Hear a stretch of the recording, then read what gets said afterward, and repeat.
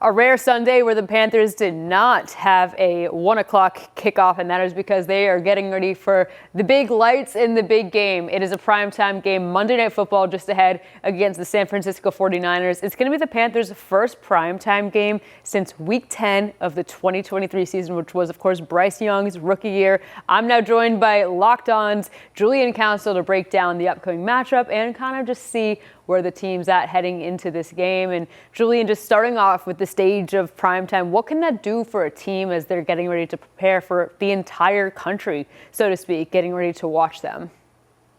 Yeah, Danielle, I like that you brought up this is the first primetime game since that Thursday night game against Chicago. Go back to that Thursday.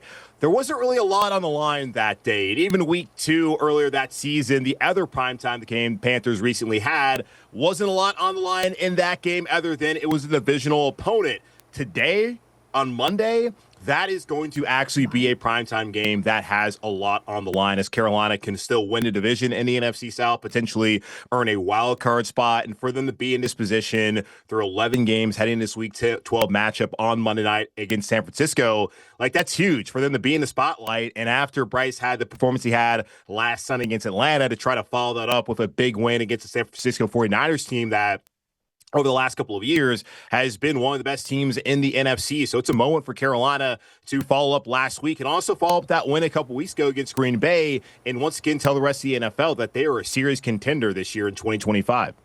Yeah, talked about Bryce there and that monster performance. He had 448 passing yards in that game, a record for him, a record, of course, for the franchise. And following that up is not an easy task, but of course, we do know that he has some good weapons that he's going to be working alongside, and there are some holes on the San Francisco 49ers defense.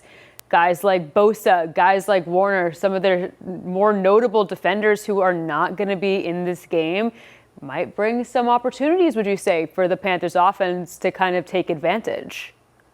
Yeah, absolutely. Anytime you're facing off against a team that's banged up, especially defensively like San Francisco has been this season and really the last couple of years, they've always had a bunch of injuries, but especially injuries to some key players like Fred Warner, not going to be out there at linebacker, not having Nick Bosa, who could be coming off the edge and wreaking havoc. Not having to worry about those two guys is absolutely going to be in Carolina's advantage, but also just being able to build off what they did last Sunday and what Dave Canales was able to put out there and allow Bryce Young to do in that offense, and to see Bryce find T-Mac, to find Xavier Legette, Jalen Coker, and the rest of his offensive weapons. I'm very interested to see if Bryce can continue to build off of that performance, as they're going to need not 448 yards again, I don't think, to win this game on Monday night, but they're going to need those kind of performances at that level as far as just consistency in the passing game if they're going to go on to beat the 49ers, beat the Rams, beat Seattle, and also beat Tampa and the rest of these teams left on their schedule as they try to get to the playoffs this year.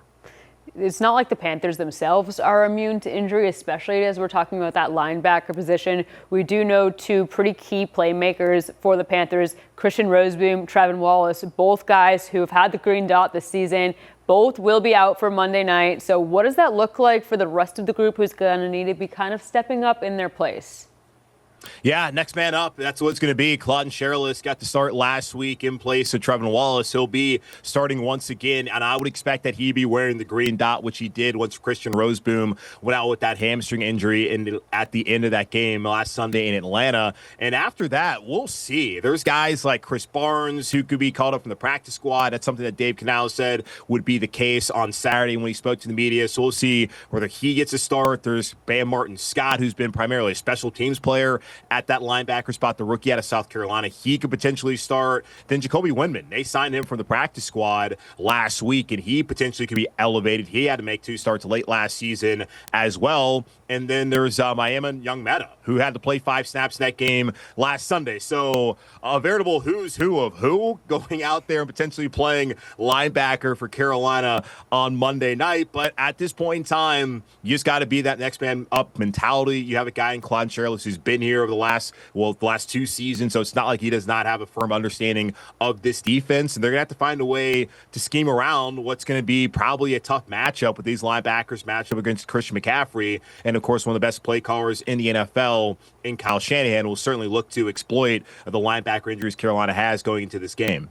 they're also going to be going up against a quarterback, and that is something that the 49ers have seen kind of seesaw throughout the season due to some injuries. Brock Purdy and Mac Jones. It's one of those things where it's interesting when a team is preparing to play a team where there are quarterback injuries and you don't exactly have the freshest film necessarily. How does a team, would you say, gather the best information going into a game where there's been some flux at the quarterback position?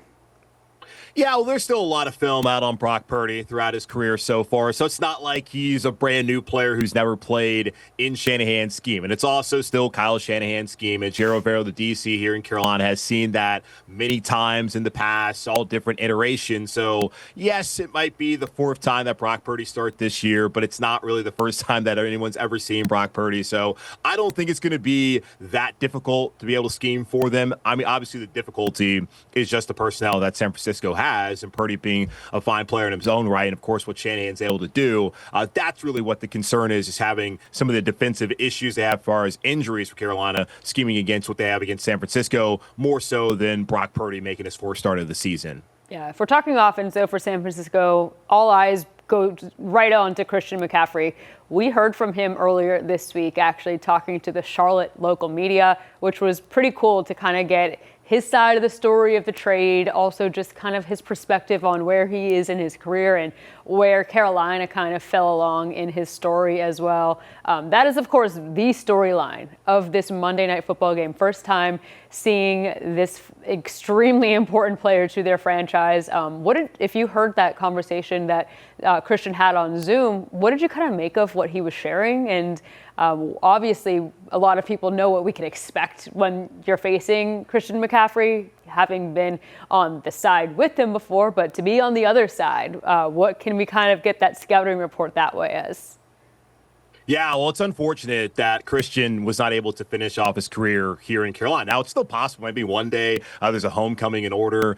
But look, when they made that move, it made a lot of sense. Matt Rule is no longer the head coach in Carolina. They had an interim at the point in time in Steve Wilks. Clearly, Carolina with Baker Mayfield, who was injured at that time. Sam Darnold also was injured as well. They were starting P.J. Walker. They knew they needed to go out and get a quarterback in a conventional manner. And they were trading away Christian in order to get some assets, which they did use that second-round pick they got from San Francisco to move up with Chicago later on back in March of next year to take Bryce Young later on in April. So they knew what they needed to do, and they needed to go get a quarterback. Now, things have not always worked out in their favor as far as Bryce so far. Obviously, last week was great in Atlanta. We'll see what he can do on Monday. And as far as Christian as a player, he's outstanding. He's been one of the best running backs in the league since he's entered. He is an outstanding threat out of the backfield. Those choice routes he'll be running, I'm sure, a ton of those on Monday night. That's something that he gave a lot of players fits when he was in Carolina. He's continued to do that in Shanahan's scheme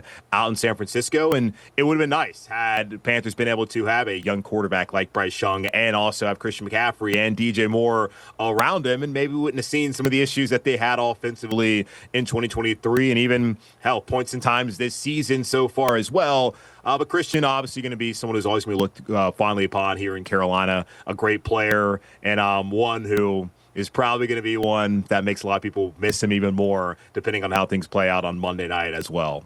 Absolutely. And a lot of the guys on the defense specifically for the Panthers were very complimentary to Christian and talking about him leading up to this game this week. How advantageous do you think it is to be a Carolina Panthers defender who has, gone up in practice against McCaffrey for, it's been a couple years at this point, but they had, numbers of reps. J.C. Horn and him, of course, given a lot of good compliments one to each other. That's someone who he knows his game pretty well. Maybe it could be helpful. I don't think it can hurt at all, of course, because obviously Christian's a great player, and I'll be interested to see just how much J.C. Horn would even be able to line up against Christian. I don't think that's ever going to be a matchup, probably not a matchup we're going to see a ton of on Monday. Sure. Would be maybe wise to try to find a way to get J.C. matched up on Christian if Christian's ever lined out wide on his side. But yeah, I don't think it hurt at all for J.C. and even Derek Brown as well to tell the rest of the guys, hey, this is kind of the things I saw from him back when he was here. Looking at the film, maybe they can see some more of the intricacies that maybe no one would understand unless they had played with Christian in the past. So I can't see how it wouldn't be beneficial, but it's not necessarily going to make it, I think, that much easier to defend him on Monday. So this is week 12. The Panthers are kind of limping towards that bye week. There's just, they have a later bye week maybe compared to some other teams in the league. But pretty much from here on out, there's just a few other West Coast teams that they'll be facing and then a couple more division opponents once again. So this is the time to lock in. Right now, the Panthers being above 500 around this Thanksgiving point, do you feel like this is, a very positive place to be if you are a Carolina Panther trying to trend towards winning the division or giving Tampa a run for the division? Absolutely. And whether they win the division or not, you have to think about the last two seasons. The Panthers started off 1-7. And now you're sitting here at 6-5, and you are right there in position, win or lose on Monday night, heading into Thanksgiving with an opportunity to win a division crown or even be able to get a wild card. Now, it may be difficult to get the wild card just looking at the rest of the NFC at this point in time. Now, Tampa, that's a team that you're going to get twice. You're going to get New Orleans, you already lost to, and that's a game that you absolutely have to win if you want to be a playoff team. I would have said the first time around also was the case. If you want to be a playoff team, don't lose that game. And hopefully for Carolina's sake, they're not looking back on that loss against the Saints and thinking, man, what could have been had they won that game as far as what their postseason status may be when it's all said and done after week 18. But they're in a great spot.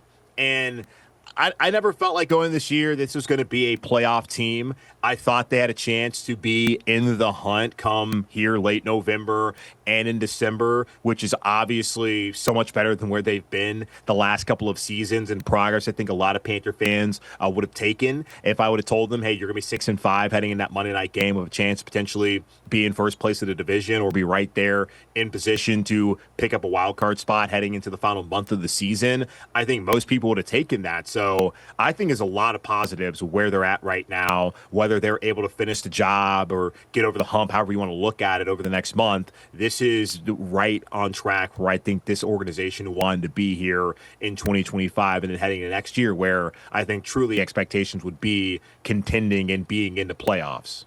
And I know a lot of the guys shared with us in the locker room this week that they are really looking forward to showing exactly who this Panthers team is on the biggest stage on a Monday Night Football game. A lot of these guys saying, we grew up watching Monday Night Football as kids. It's one of those things that you do kind of dream about if you're a football player. So they get that chance. It'd be a huge opportunity to get a win over in San Francisco with the 49ers. Julian Council, thanks so much. Absolutely.